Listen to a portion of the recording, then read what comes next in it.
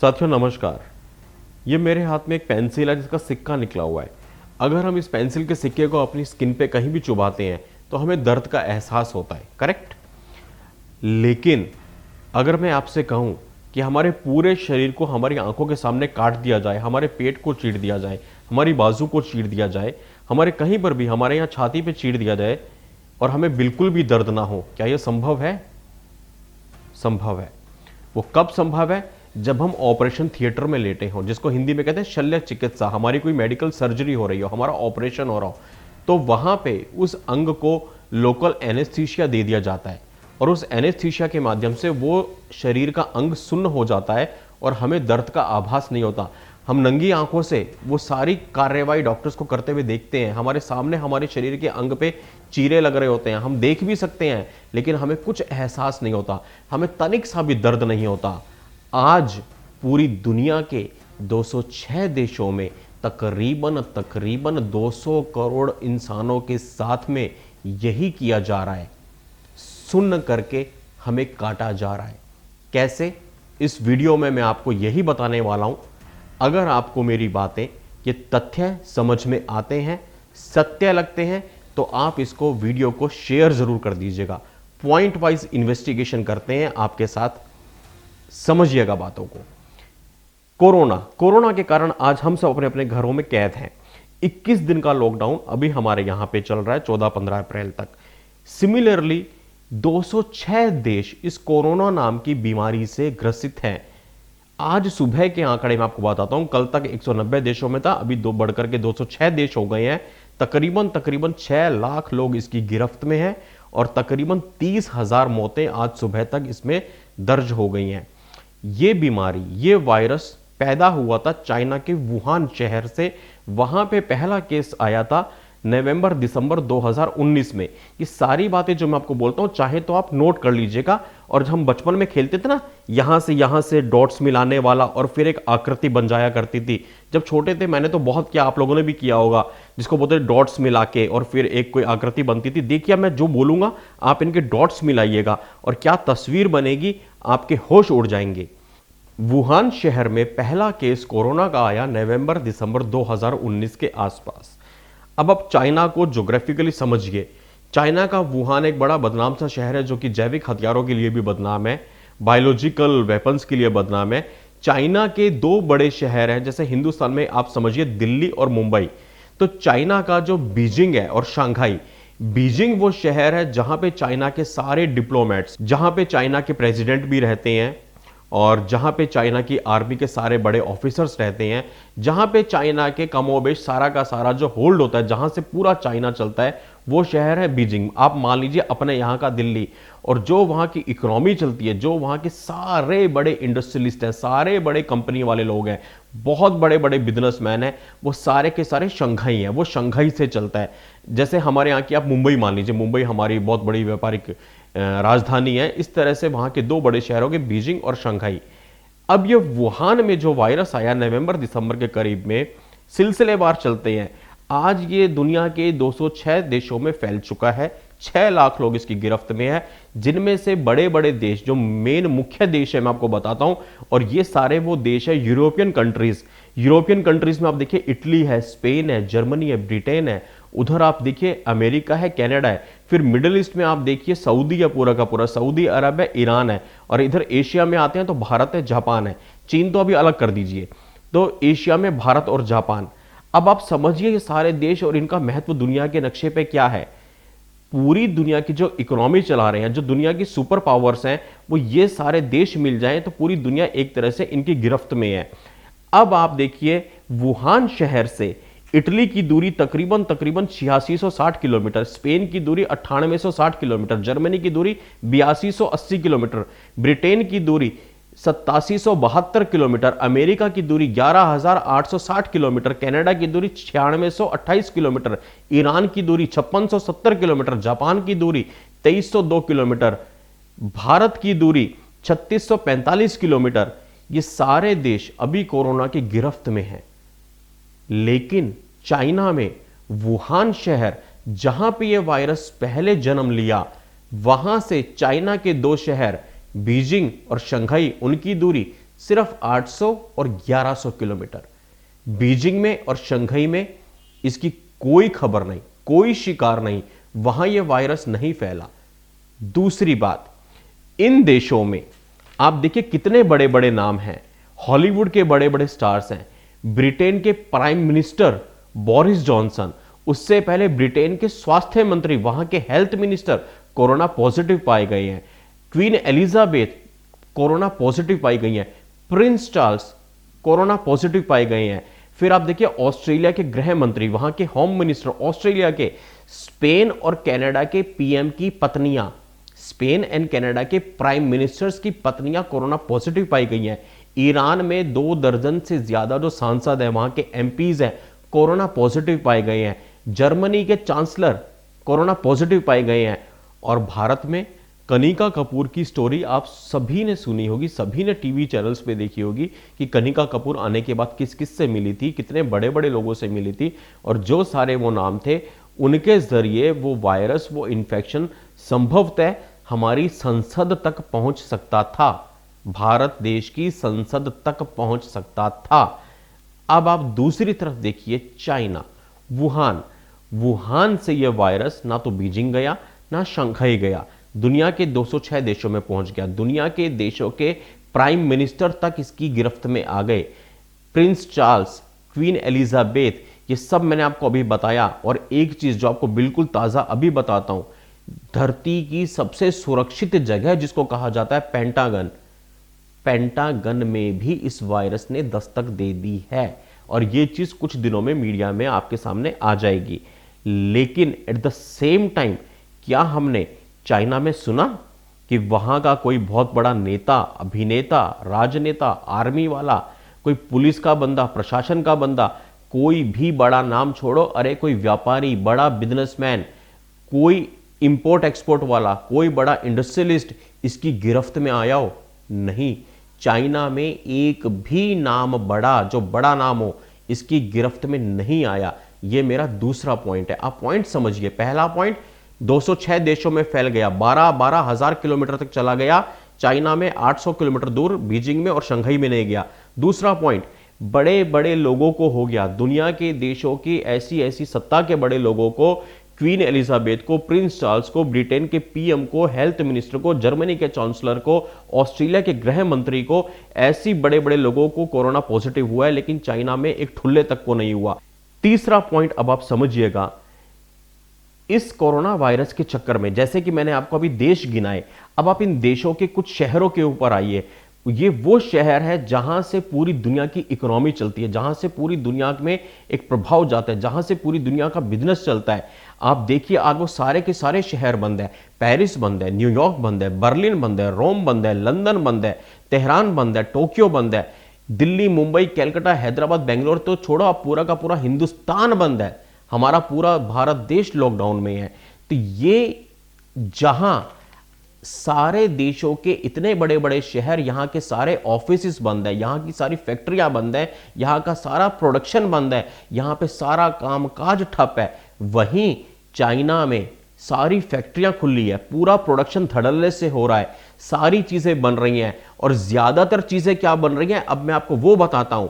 आज के अगर आप सुबह के आंकड़े देखो, क्योंकि मेरे पास में जो लोग मुझे व्यक्तिगत तौर पर जानते हैं उनको मालूम है कि चाइना से मेरा कितना एक लिंक रहता है। कुछ लोग, बहुत सारी बातें कैमरे में बोलने की नहीं होती, आप लोग समझते हैं कि मेरे लिंक कहां पे हैं। तो आज के सुबह के आपको आंकड़े बताता हूं, तकरीबन 120 मिलियन मास्क की प्रोडक्शन पर डे की 120 मिलियन की चाइना की पहुंच गई है। 1 मिलियन बोले तो 10 लाख, तकरीबन 10 करोड़ मास्क दिन में तैयार हो रही हैं। कौन लगाएगा? अगर चाइना में पिछले 14 दिनों के आंकड़े देखें, पिछले 14 दिनों में चाइना के वुहान शहर में कोरोना के नए केस मिलने लगभग बंद से हो गए हैं। जहां पे पूरी दुनिया में हर तरफ एक दिन में नए 100 केस, कहीं पे 500 केस, जर्मनी में, इटली में एक एक दिन में 1000 केस, अमेरिका में एक दिन में 250-500 केस नए आ रहे हैं। आज भी आ रहे हैं, कल भी आए थे, परसों भी आए थे। चाइना में नए केस आने बंद हो गए। तो ये जो करोड़ों की तादाद में मास्क बनाए जा रहे हैं, ये कहां जाएंगे? अभी आप सबने न्यूज में देखा होगा, तकरीबन $470 मिलियन के medical equipments, medical kit China ने स्पेन को दी है। स्पेन ने $450 मिलियन के करीब की मेडिकल किट चाइना से खरीदी है। आप दुनिया के देशों का एक बार आंकड़ा निकालिए, चाइना से कितने कितने मास्क सप्लाई हुए हैं। किस देश को 5 लाख, किसको 10 लाख, किसी को 15 लाख, किसी को 50 लाख, किसी को 65 लाख, किसी को 70 लाख। ये सारी लिस्ट आप गूगल करेंगे, आपको मिल जाएंगे ऑफिशियल आंकड़े। ये मास्क वहां पे धड़ाधड़ भेजे जा रहे हैं। चौथा पॉइंट, अभी आपने टीवी पे देखा जो ऑनलाइन मीटिंग हुई थी, कॉन्फ्रेंस हुई थी दुनिया के बड़े बड़े देशों की, जिसमें मोदी जी भी वीडियो कॉन्फ्रेंसिंग के जरिए अपना जुड़े हुए थे। क्यों नहीं मिले ये लोग? क्योंकि सोशल डिस्टेंसिंग करनी थी। अभी हमने टीवी पे देखा कि जब हमारी कैबिनेट की मीटिंग हुई थी, उसमें भी सोशल डिस्टेंसिंग की गई थी। मोदी जी और बाकी सारे मंत्री एक एक 1.5 मीटर की दूरी पे एक दूसरे से बैठे हुए थे। वहीं उसी वक्त पे शन जिनपिंग की तस्वीरें हमने देखी मीडिया में, न्यूज चैनल्स पे। जब वो लोगों से मिल रहे थे, उन्होंने कोई प्रोटेक्शन नहीं बरती थी। उन्होंने तो लोगों से बड़े करीब थे। ऐसा नहीं था कोई 1 मीटर, 1.5 मीटर या 2 मीटर की दूरी हो। ये सारी बातें मैं नहीं बोल रहा हूं मनगढ़ंत, आप टीवी में जाके देखिए, चैनल्स पे देखिए। 3-4 दिन पहले की आप उनकी क्लिपिंग्स देखिए जिनपिंग की, वो लोगों से मिल रहे हैं। तो सवाल ये उठता है कि जहां पूरी दुनिया लॉकडाउन है, जहां बड़े बड़े नेता, अभिनेता, राजनेता, बड़े बड़े देशों के राष्ट्रपति, उपराष्ट्रपति, प्रधानमंत्री, उप प्रधानमंत्री, सारे राजनयिक लोगों से दूरी बना के रखे हुए हैं, डिस्टेंस बना के रखे हुए हैं, जिनपिंग वहां के इतनी बड़ी शख्सियत, चाइना का जो प्रेसिडेंट है, वो इतना बेखौफ क्यों है? वो इतना बेफिक्र क्यों है? कुछ तो है दाल में काला। कोई बंदा इतना बेखौफ या बेफिक्र तब होता है जब उसको पता होगा कि ये वायरस मुझे नहीं छुएगा। तो ऐसा क्या उनके पास में तोड़ है कि वो वायरस उनको नहीं छुएगा? ये बहुत सारे सवाल हैं। मैं कह रहा हूं डॉट्स मिलाओगे, पूरी कहानी, पूरी तस्वीर बनेगी अंत तक। पांचवा पॉइंट, इस लॉकडाउन के चलते आपने न्यूज चैनल्स के माध्यम से देखा होगा कि पूरी दुनिया की इकोनॉमी बहुत धड़ल्ले से गिरी है, मुंह के बल गिरी है। सारी कंपनीज के शेयर टूट गए हैं, शेयर बाजार औंधे मुंह गिर चुका है। यूरोपियन कंपनीज और अमेरिकन कंपनीज के शेयर तो आधे आधे कूड़े के भाव में बिक रहे हैं। 50-50% तक की गिरावट आ गई है, भयंकर गिरावट आई है। मतलब आसान भाषा में समझाऊं तो 100 रुपए का शेयर 50 रुपए का रह गया। और ये 50 रुपए का रहा हुआ शेयर कौन खरीद रहा है? आप देखिए जरा खबरों को, ये सारी चाइनीज कंपनीज खरीद रही है। तो सवाल ये उठता है, अगर इकोनॉमी इतनी बुरी तरह से गिर रही है तो चाइना को क्या पड़ी है शेयर खरीदने की? क्योंकि जब हालात सामान्य होंगे तो चाइना का एकाधिकार हो जाएगा। दुनिया की सारी कंपनीज के ऊपर में, ट्रेड के ऊपर, व्यापार के ऊपर चाइना एक अकेला गद्दी पे बैठ के राज करेगा, वो अपना प्रभुत्व जमा लेगा। ये सत्ता की लड़ाई है, ये सत्ता का संघर्ष है, ये दबंगई की लड़ाई है, जिसको हम अपनी यूपी की आम भाषा में कहते हैं कौन दबंग, जिसकी लाठी उसकी भैंस। तो यहां चाइना की लाठी चाइना की भैंस हो रही है। चाइना ने पूरी दुनिया की इकोनॉमी को सिर्फ और सिर्फ अपने कब्जे में लेने के लिए इतना घिनौना काम किया है। ये कोई बीमारी नहीं है, कोई वायरस नहीं है, ये बायोलॉजिकल वेपन है, ये जैविक हथियार है। और अब ये क्यों है, मैं इस कहानी के सेकंड पार्ट पे आता हूं। डॉट्स ऊपर तक के बना दिए, नीचे के डॉट्स बनाता हूं अब मैं आपके साथ मिलकर के। इसको और गंभीरता से सुनिएगा। जो तारीखें बताता हूं, ये रिपोर्ट अब शुभम की नहीं है, साइबर सिपाही की नहीं है, नाम लिख लीजिए, सीबीसी की रिपोर्ट का हवाला मैं देता हूं। आप लोग जाकर के नेट पे गूगल कर लीजिए, आपको मिल जाएगा। सीबीसी का मतलब है कैनेडियन ब्रॉडकास्टिंग कॉरपोरेशन। ये कैनेडियन ब्रॉडकास्टिंग कॉरपोरेशन ने 15 जुलाई 2019 की रिपोर्ट थी कि वहां पे कनाडा की लेवल 4 लैब, मतलब आप लोग समझते होंगे इसका लेवल 4 लैब क्या होती है, मुझे बताने की जरूरत नहीं है। लेवल 4 लैब में 3 चाइनीज वैज्ञानिक थे, एक जिसका नाम था doctor Django chew. Doctor Django chew, उनके पति और उनके शागिर्द, इन सभी को 5 जुलाई 2019 को वहां से निष्कासित कर दिया गया, वहां से चाइना डिपोर्ट कर दिया गया, कनाडा से, कनाडा की लेवल 4 लैब से।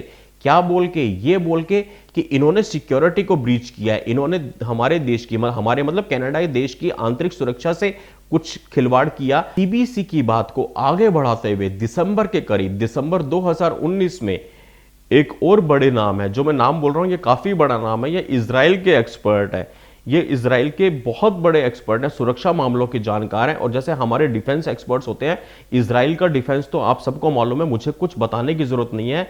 तो इजराइल के बायोलॉजिकल वॉरफेयर एक्सपर्ट, दोबारा बोलता हूं, इजराइल के बायोलॉजिकल वॉरफेयर एक्सपर्ट हैं मिस्टर डेनिस शोहम ने यह खुलासा 2019 में आईडीएसए की तरफ से किया था। IDSA, institute of defence studies and analysis, ये Manohar Parrikar ji institute of defence studies and analysis है, वहां पे विजिटिंग फेलो है। इन्होंने उसके जर्नल में दिसंबर 2000, टाइमिंग मैच कीजिए, वुहान में केस हो रहा है नवंबर दिसंबर में, तकरीबन पहला केस जो वुहान में आया जिसको छिपाया गया, नवंबर दिसंबर 2019 में डेनिस शोहम आईडीएसए के जर्नल में खुलासा करते हैं कि चाइना ने बहुत बड़े जैविक हथियार तैयार करने की शुरुआत की है।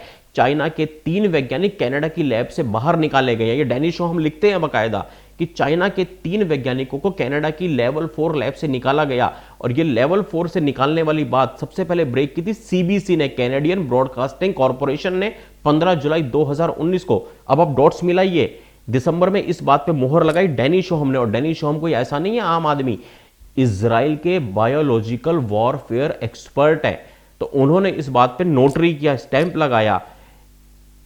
उसी टाइम पे अब चाइना में वुहान में जब ये केस आया, इंटरेस्टिंग पहलू अब शुरू होते हैं। क्या किया चाइना ने? उसको दुनिया से छुपाया। कैसे? क्योंकि चाइना के वुहान में कुछ शिकायतें आनी शुरू हुई नवंबर दिसंबर में, 17 दिसंबर के आसपास मोटा मोटा तारीख ये थी, क्योंकि वहां पे चाइना फेस्टिवल चल रहा था। लोगों को सूखी खांसी उठी, उनके सांस लेने में तकलीफें आई, उनको तेज बुखार आया। तो जैसे होता है कि कोई आम फ्लू होता है, वायरल होता है, या हमारे यहाँ बोलते हैं निमोनिया हो गया, या मलेरिया या टाइफाइड, ऐसे कुछ होते हैं, हम सबको होता है। तो वहां पे लोगों ने इसकी जांच करनी शुरू करी। ये केस थोड़े से बढ़ने शुरू हुए तो जांच और बड़े लेवल पे हुई। जब केसेस और बढ़ने शुरू हुए, जांच और बड़े लेवल पे हुई, तब पहली बार एक डॉक्टर ने वहां पे इसका बताया कि जी ये कोई आम वायरस नहीं है, आम फ्लू नहीं है, ये कोई इससे ऊपर की बीमारी है जो कि अभी हमारी समझ से परे है। और पहली बार शायद कोरोना शब्द तब जाकर के चलन में आया, पहली बार ये मार्केट में बाहर निकला। उसके बाद इस चीज को जो मैं बोल रहा हूं, सूखी खांसी, तेज बुखार और सांस लेने में दिक्कत, जब यह तादाद वुहान में थोड़ी सी बढ़ी, तब एक नाम है डॉक्टर ली वेलियांग, जो कि वुहान सेंट्रल हॉस्पिटल में कार्यरत थे। उन्होंने सबसे पहले इस चीज का खुलासा किया कि यह वायरस कोरोना वायरस है, यह वायरस कोरोना वायरस है, और इसकी टेस्ट रिपोर्ट उन्होंने निकालनी शुरू करी।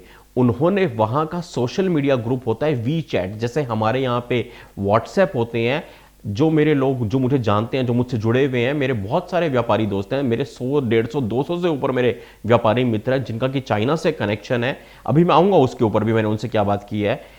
वो सब जानते हैं कि चाइना में वी चैट यूज होता है। चाइना का वी चैट तो यहां तक है कि हिंदुस्तान में जितने इंपोर्टर्स हैं जो चाइना से माल मंगाते हैं, वो बेचारे भी वी चैट यूज करते हैं। चाइना अपनी शर्तों पे काम करता है, हिंदुस्तानी फोनों में वी चैट डलवा दिया और साफ साफ कहा है कि हमसे जो भी बात करनी हो वी चैट पे करो। वो क्यों करवाते हैं, मैं इसका भी खुलासा आज करूंगा। तो डॉक्टर ली वेल लियांग ने वी चैट के ऊपर इस बात को लिखा कि जो ये बीमारी फैल रही है, महामारी वुहान में, वुहान शहर में, ये कोरोना वायरस है। और उनके इस मैसेज को सबसे पहले किसने नोटिफाई किया?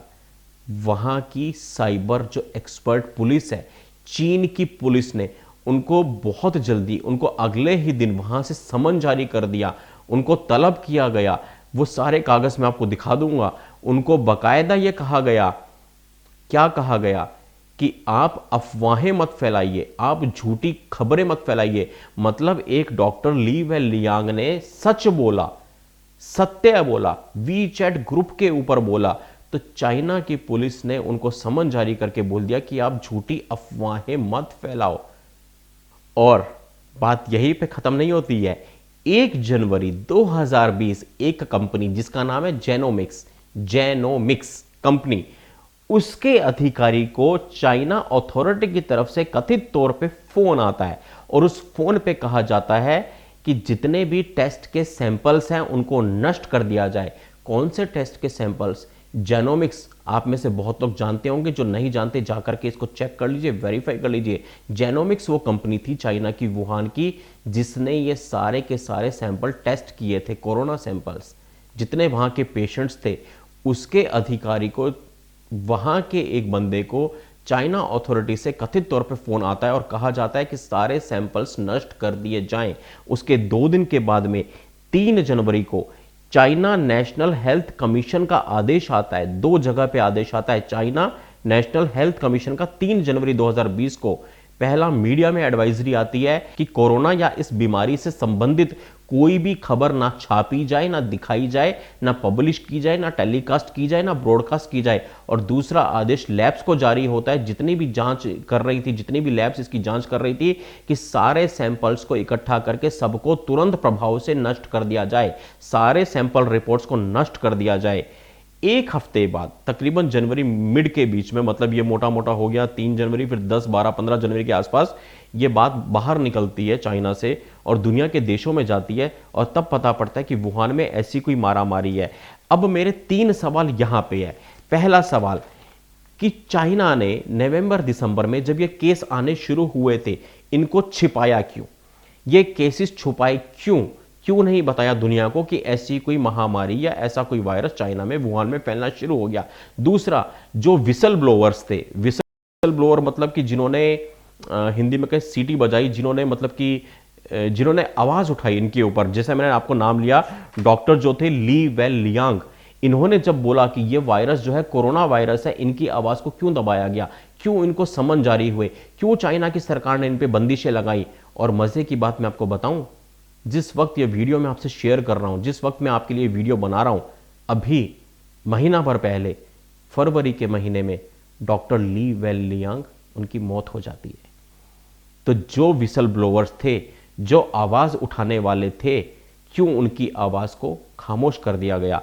और तीसरा सवाल, सैंपल्स क्यों नष्ट करवाए गए?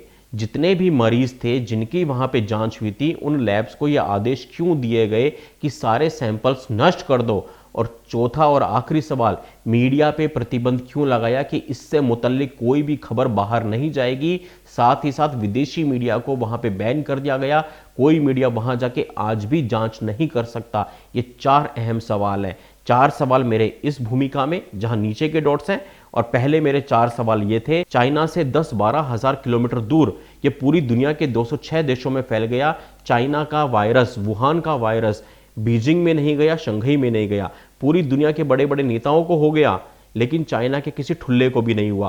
पूरी दुनिया का प्रोडक्शन बंद है, पूरी दुनिया की सारी इकोनॉमी बंद है, सारे ऑफिस, सारे कारखाने, सारी फैक्ट्री बंद है, लेकिन चाइना में प्रोडक्शन धड़ल्ले से हो रहा है। ऐसा क्यों? चौथा, सारी दुनिया के राष्ट्रनायक वीडियो कॉन्फ्रेंसिंग कर रहे हैं, पर जिनपिंग खुलेआम लोगों से मिल रहे हैं बिना किसी उसके डर के, बेखौफ होके, बेफिक्री से। तो ऐसी क्या एश्योरिटी है जिनपिंग के पास कि ये वायरस मुझे अटैक नहीं करेगा? पांचवा मेरा सवाल यह है कि आज की तारीख में 120 मिलियन मास्क का प्रोडक्शन चाइना में हो रहा है।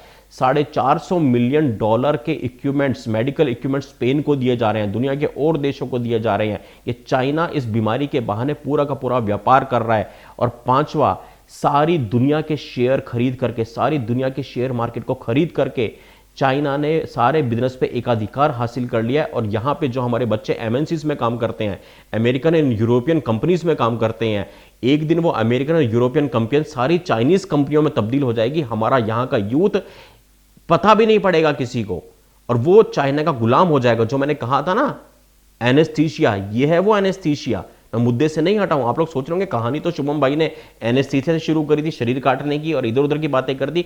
एनेस्थीसिया ये है क्योंकि आज आप जानते हैं सारे बड़े शहरों में हमारा जो यूथ है एमएनसीज में काम करता है, बड़ी बड़ी कंपनीज में काम करता है। जब वो सारे शेयर चाइना खरीद लेगा, सारा शेयर होल्डर चाइना का हो जाएगा, वर्चस्व चाइना का हो जाएगा, हमारा ये पूरा का पूरा यूथ चाइना का गुलाम हो चुका होगा। बहुत सारी बातें हैं। 5 मेरे ये सवाल ऊपर वाले, 3 मेरे वो सवाल नीचे वाले, ये 8 सवाल ऐसे हैं जो दिमाग को हिला देंगे। अब आप सोचेंगे यार इतनी बातें शुभम भाई को मालूम है, तो बाकी लोग क्या देश में पागल हैं? उनको क्यों नहीं मालूम है? इतने बड़े बड़े मीडिया हाउसेज हैं, हमारी सरकारें हैं, हमारे इंटेलिजेंस ब्यूरो वाले हैं, उनको क्यों नहीं मालूम? साथियों, सबको मालूम है। ये जो बातें मैंने बोली हैं, ये कोई मनगढ़ंत नहीं है, ये सारी की सारी पब्लिक डोमेन में अवेलेबल है। ये विदेशी मीडियाज की ही रिपोर्ट्स मैंने निकाली है। मैंने आपको सीबीसी का नाम लिया, और बहुत बड़े बड़े ब्रॉडकास्टिंग है बाहर के, उनको सबको मैं स्टडी करता हूँ, क्योंकि खाली बैठे काम तो कुछ है नहीं। तो मेरा तो आपको पता है शुरू से यही शौक है बाहर के मीडिया को स्टडी करना। तो ये सारी बातें सबको मालूम है, ऐसा नहीं है कि मैंने कुछ नया बोला। ये सारे विदेशी रिपोर्टर के आधार पर ही पूरी स्टडी मैंने आपके लिए की है, और सारे मैं आपको सिलसिलेवार तरीके से समझाता गया हूं। ये सारी चीज़ें पब्लिक डोमेन में अवेलेबल हैं। ये सारी चीज़ें हमारी सरकारों को मालूम है, ये सारी चीज़ें हमारी खुफिया विभाग को मालूम है, ये सारी चीज़ें इवन हमारे मीडिया हाउसेस को मालूम है, लेकिन मीडिया चुप है। क्यों? उसके लिए आप लोग गूगल पे जाइए, जो लोग ट्विटर पे, ट्विटर पे जाइए, एक नाम बोलता हूं, हरबीर सिंह नैन, हरबीर सिंह नैन। आप जाकर के इनका ट्वीट चेक कीजिए। इन्होंने पिछले हफ्ते ही बताया था कि चाइना ने बहुत बड़े पैमाने पे पैसे को पानी की तरह बहा दिया है पूरी विदेशी मीडिया को खरीदने के लिए, और खास तौर पे हिंदुस्तानी मीडिया को खरीदने के लिए। आप जाकर के देखिए, अभी यूट्यूब पे आपको दिखाई देगा, भारतीय मीडिया में कुछ चैनल्स थे जिन्होंने बोलना शुरू किया था, लेकिन उन्होंने ऑल ऑफ ए सडन अपनी टोन बदल ली। बड़े बड़े रिपोर्टर्स थे, उन्होंने अपना टोन बदल लिया, चाइना के प्रति अपनी रिपोर्टिंग का रुख चेंज कर दिया। एनडीटीवी सबसे बड़ा नाम है उसमें, और शेखर गुप्ता जैसे दलाल है, ये सारे बहुत बड़ी चीजें, आप जाके उनकी चीजें देखिए। इन्होंने क्या किया, अपनी रिपोर्टिंग को चेंज कर लिया। हरबीर सिंह नैन ने खुले तौर पे लिखा था, आप उनके ट्वीट को जाके चेक कीजिएगा, उन्होंने ये कहा था कि चाइना ने पैसे को पानी की तरह बहा दिया है। इंडियन मीडिया के ऊपर पूरी तरह से प्रेशर है कि चाइना के पक्ष में स्टोरीज चलाई जाए, चाइना वायरस को ना बोला जाए, और ये प्रेशर मेरे ऊपर भी है, लेकिन मैं नहीं बिकूंगा, मैं नहीं झुकूंगा। अगरचे मुझे कुछ हो जाता है, अगर मेरे को मार दिया जाता है, अगर मेरी मौत होती है, तो मेरी मौत का जिम्मेदार चीन होगा। ये उनका ऑफिशियल ट्वीट आया था, आप जाकर के चेक कर लीजिए। एक भारतीय पत्रकार खुले तौर पे ये लिखता है कि चाइना से प्रेशर दिया जा रहा है भारतीय मीडिया को कि हमारे पक्ष में स्टोरी चलाई जाए, चाइना के पक्ष में माहौल बनाया जाए, लेकिन मैं हरबीर सिंह नैन चाइना के सामने नहीं झुकूंगा, और अगर मुझे कुछ होता है, मुझे मार दिया जाता है, मेरी मौत होती है, तो मेरी मौत का जिम्मेदार चीन होगा। ये ट्वीट आप जाकर के चेक कर लीजिए। तो मीडिया का तो ये मजबूरी होगी कि मीडिया वाले तो बिकाऊ हो गए, कुछ पैसों के ऊपर और कुछ मौत के डर से शांत हो गए। सरकारों की बात जब करते हैं, सरकारों में देखो एक मर्यादा होती है। आप लोग समझते हैं, जब मोदी जी गए थे यूएसए में, तब ट्रंप ने एक शब्द बोला था, इस्लामिक आतंकवाद। कितनी तालियां बजी थी, कितने खुश हुए थे सब लोग, क्योंकि उन्होंने सच को सच कहने की हिम्मत की थी। उन्होंने इस्लामिक टेररिज्म एक शब्द बोला। मोदी जी ने अपने मुंह से कभी आज तक इस्लामिक टेररिज्म शब्द नहीं बोला। ट्रंप ने अपने मुंह से बोला ये चाइना वायरस, कोरोना को बोला चाइना वायरस, जिससे कि चाइना एकदम हिल गया, तिलमिला गया। मोदी जी ने अपने मुंह से चाइना वायरस नहीं बोला। तो हर इंसान की अपनी एक शैली होती है, एक व्यक्तित्व होता है, और कुछ मजबूरियां होती है। मेरा और आपकी क्या जिम्मेदारी है? अब ये वीडियो तो बन गया, अब आप कहोगे कि हम क्या करें? तो मेरे भाइयों, शुभम मंगला का इस कैमरे के सामने आने का तब तक कोई औचित्य नहीं है जब तक मैं आपको समस्या का समाधान नहीं बताऊं। समस्या सारी मैंने आपके सामने तश्तरी में परोस के रख दी है। डॉट्स मिला लो, पूरी की पूरी तस्वीर आपके सामने बन जाएगी कि ये कोई वायरस नहीं है, ये बायोलॉजिकल वेपन है, ये जैविक हथियार है जो कि चाइना ने पूरी दुनिया के ऊपर छोड़ दिया। किस लिए छोड़ा? सिर्फ और सिर्फ अपना वर्चस्व हासिल करने के लिए, सिर्फ और सिर्फ अपनी सत्ता की लड़ाई में सबसे ऊपर आने के लिए, सिर्फ और सिर्फ इस नाक की लड़ाई में कि अमेरिका को पीछे पछाड़ने के लिए चाइना ने 206 देशों के 200 करोड़ लोगों के जिंदगी के साथ खेलने का बहुत ही घिनौना काम किया है। और ये आप मान के चलिए, मैं इस कैमरे पे बड़ी जिम्मेदारी से बोलता हूं कि अभी हर देश के राष्ट्रपति का, प्रधानमंत्री का सिर्फ और सिर्फ एक ही मकसद है, अपने देश के लोगों की जानें बचाना, अपने देश में इस वायरस को फैलने से बचाना। जब हालात सामान्य होंगे तब क्या होगा वो इस कैमरे पे बोलने की बात नहीं है। आप सब लोग घर में बैठ के सोच सकते हैं, ये बहुत बड़ा एक टकराव होने वाला है भविष्य में। लेकिन हां, अब हमारी और आपकी क्या जिम्मेदारी बनती है? मेरी और आपकी जिम्मेदारी बनती है समस्या का समाधान कैसे निकालें। एक छोटी सी बात मैं आपको बोलता हूं, बड़े आंख बंद करके सोचिएगा और अपने आप को जवाब दीजिएगा। जब मोदी जी ने रात को 8 बजे टीवी पे आके बोला, भाइयों बहनों मित्रों, आज रात 12 बजे से पूरे देश में, आज रात 12 बजे से पूरे देश में लॉकडाउन होगा, ये मान के चलिए कि ये एक तरह का कर्फ्यू होगा। पूरा देश बंद कर दिया जाता है, कोई दफ्तर नहीं खुलेगा, कोई कंपनी, कोई प्रोडक्शन, सारी चीजें ठप कर दी जाती हैं। आपने और मैंने, सबसे पहले हमारे दिमाग में क्या आया?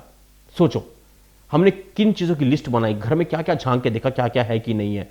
एक बार को सोचो, हमारे दिमाग में क्या आया था? दूध का इंतजाम कैसे करेंगे, ब्रेड का इंतजाम कैसे करेंगे, क्या हमारे पास में आलू है, प्याज है, टमाटर है, कुछ सब्जियां रखी है नहीं रखी है घर में, क्या हमारे घर में आटा है, चावल है, दालें हैं, राशन है, राजमा है, छोले हैं। हमने यही सोचा ना? या हमने ये सोचा कि यार हमारे पास में एक दो तो नए फ़ोन होने चाहिए अगर हमारा फ़ोन ख़राब हो जाता है तो, और हमारे पास में अगर हमारा लैपटॉप काम नहीं करता तो एक नया लैपटॉप भी हमारे पास होना चाहिए, और हमारा जो पुराना टीवी है ये ठीक नहीं है, हमें एक बड़ा 72 इंच का टीवी लेना है, और हमारे को कुछ कैमरेज लेने हैं। हम घर में बैठे हैं, 21 दिन खाली रहेंगे तो पंछियों की छत पे जाके फोटोग्राफी करेंगे, एक आधा कैमरा खरीद लेते हैं और हमारा अगर फ़ोन वोन ख़राब हो जाता है, हमारा चार्जर नहीं काम करता, 2-3 नए चार्जर भी ले लेते हैं, डाटा केबल ले लेते हैं, हैंड फ्री ले लेते हैं, पावर बैंक खरीद लेते हैं, बिस्तर में बैठ के आराम से उठने की कष्ट कौन करेगा, पावर बैंक से चार्ज करते रहेंगे।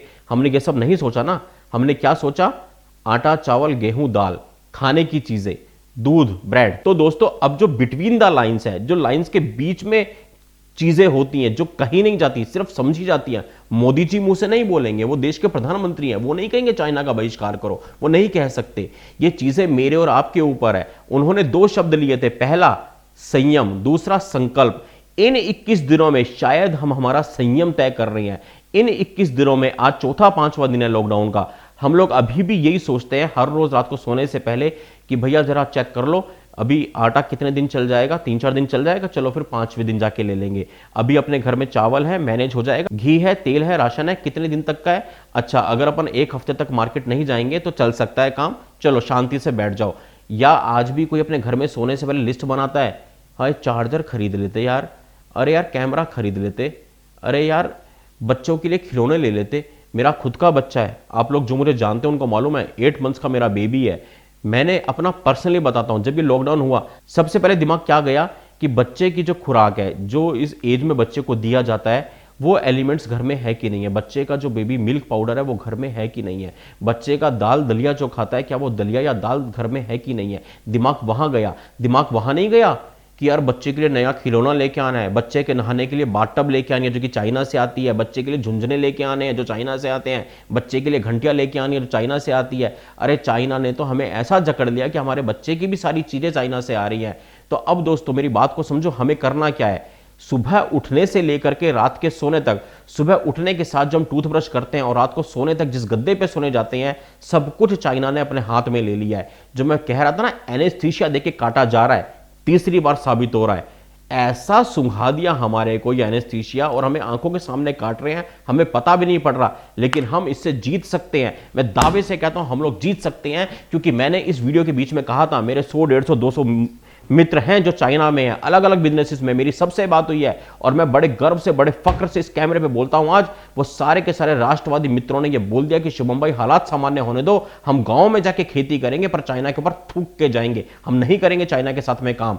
कोई प्लास्टिक का काम कर रहा है, कोई बच्चों के खिलौनों का इंपोर्ट करता है, बच्चों के सॉफ्ट टॉयज होते हैं उनका इंपोर्ट करता है, कोई इस तरह की चीजों में एक्सेसरीज, ये जो कैमरे की स्टैंडीज वगैरह होती हैं ये चाइना से आते हैं। हमने फेंक दिया, अपने इक्विपमेंट निकाल दिया। आज हम, आप देखो वीडियो की क्वालिटी शायद अच्छी नहीं होगी, हमने अपने कैमरे वैमरे के भी जो तामझाम थे ना, चाइना की बाकी चीजें थी, सब उठा के फेंक दिया, क्योंकि घर से काम शुरू करेंगे तो शायद किसी को बोलने के लायक रहेंगे।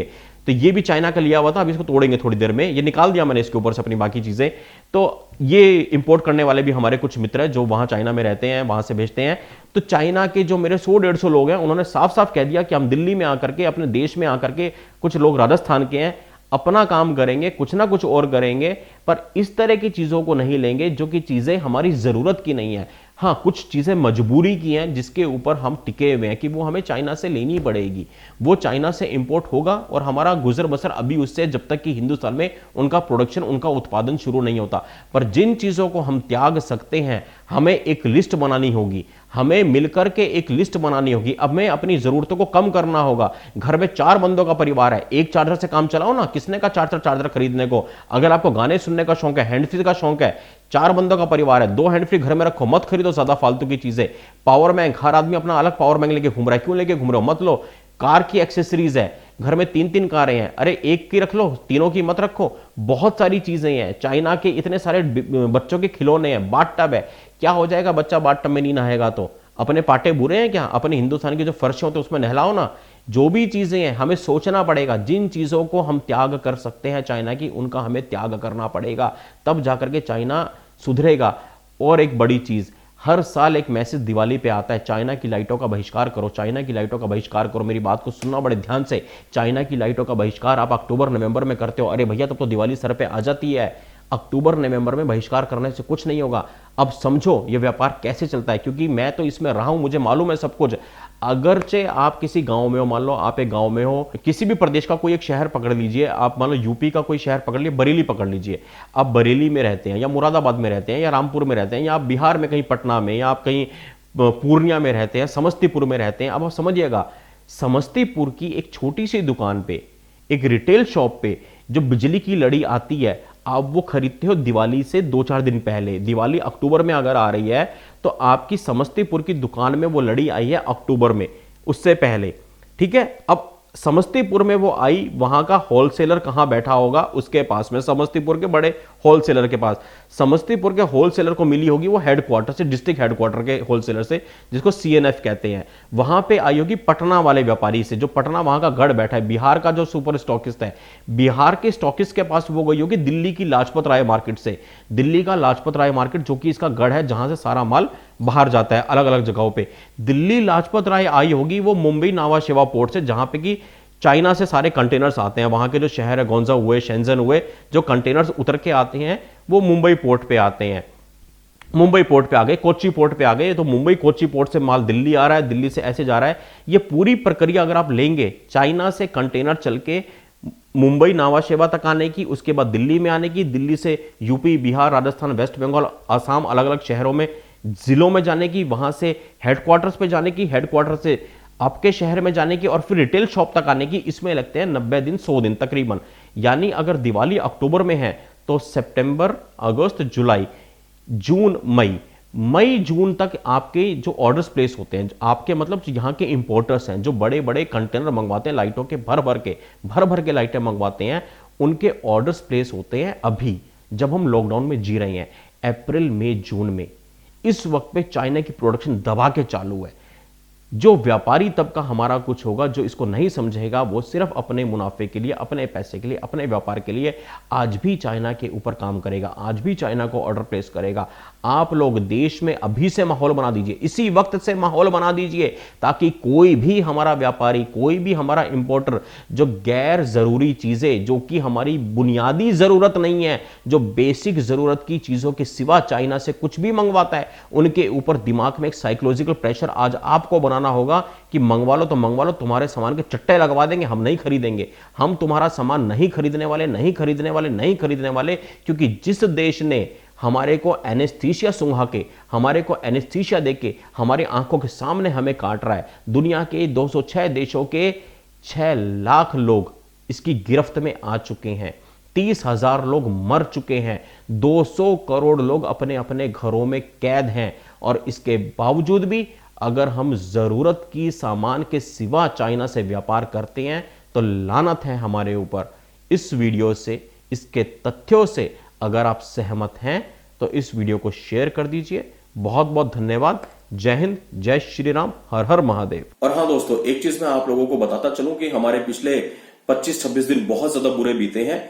दिल्ली दंगों के बाद से हमारा पूरा नेटवर्क ध्वस्त कर दिया गया, हमारे सारे पेजेस, हमारी सारी प्रोफाइल्स, हमारे सारे अकाउंट, सब कुछ तबाह कर दिया और हम सब पूरी तरह बिखर गए हैं। अभी ये दोबारा से हम लोग अपने फेसबुक पे पेज बना रहे हैं। यहां स्क्रीन पे जो ये एड्रेस लिखा है www.facebook.com/मिशन साइबर सिपाही, आप लोग इस पेज पे जुड़ते जाइए, अपने दोस्तों को जोड़ते जाइए और कम से कम 5 लोगों को इस पेज के साथ में जोड़ते रहिए। क्योंकि आपको पता है साइबर सिपाही ने हमेशा ऐसे ऐसे खुलासे किए हैं जो कि हमेशा आग की तरह फैले हैं, लाखों लाखों करोड़ों लोगों तक हमारे खुलासे गए हैं।